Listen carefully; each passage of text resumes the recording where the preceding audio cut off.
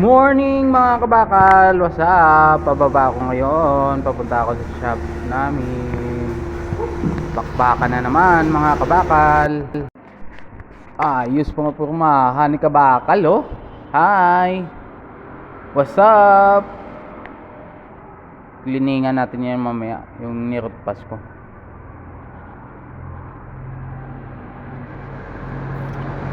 Ayos mga. Yan, sit up muna tayo ng camera dyan. Tutok dun sa ano. Lilinisan ko yan yung root pass. Kapras lang yung gamitin natin mga kabakal. Kasi wala tayong grinder eh. Kiskisin mo lang yan, paikot. Linisan ng mabuti pag malinis, para kapit na kapit yung capping natin, yung hinang, maganda yung kapit niya.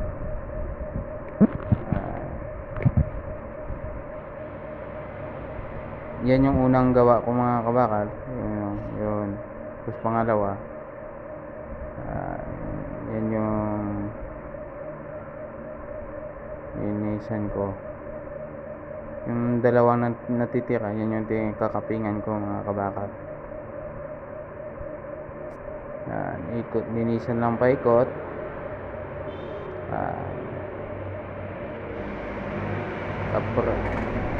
Steel brush, mga kabakal. Linisan, tiktikin yung mga natira-tirang mga slag, sa gilid.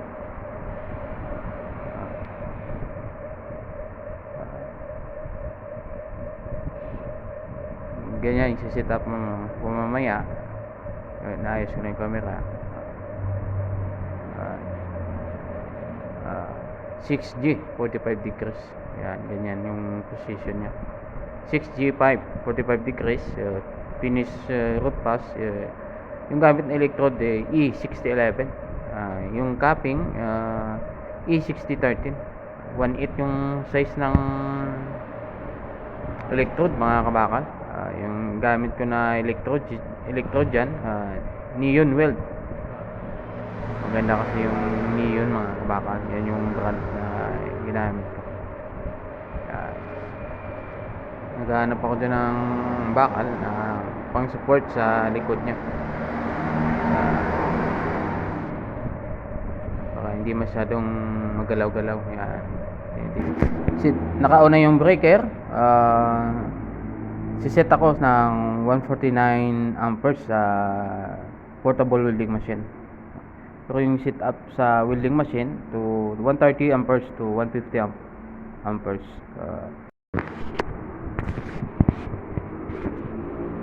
Yan yung 6G5, 45 degrees. Suot na ako ng gloves for safety purposes. Yan. Itataking ko yan. Para maganda yung kapit ng ground nya. Kasi nagluluko na yun yung welding machine portable yun eh. Kasi pag lalong tumatagal yung gamit mo, umiinit din siya, tumataas yung amperahe niya. Kaya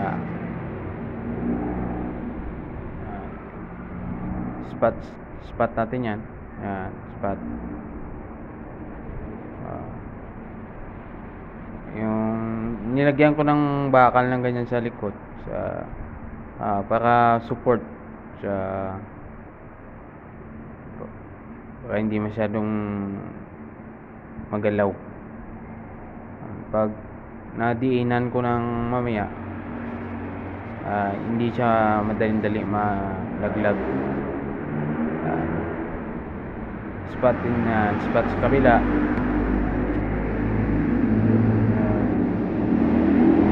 Yan ang mga kabakal.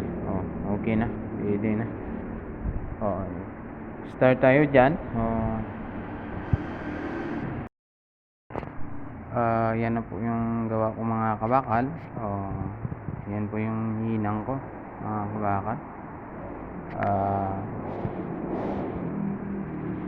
Yan. Yan na po lahat yung ginawa namin. 1F, 2F, 3F, at saka 4F, and 2G, and tatlong 6G. Yan. Tapos na po lahat mga kabakal. Yun yung mga kasama ko. Yan. Nagukot pa siya.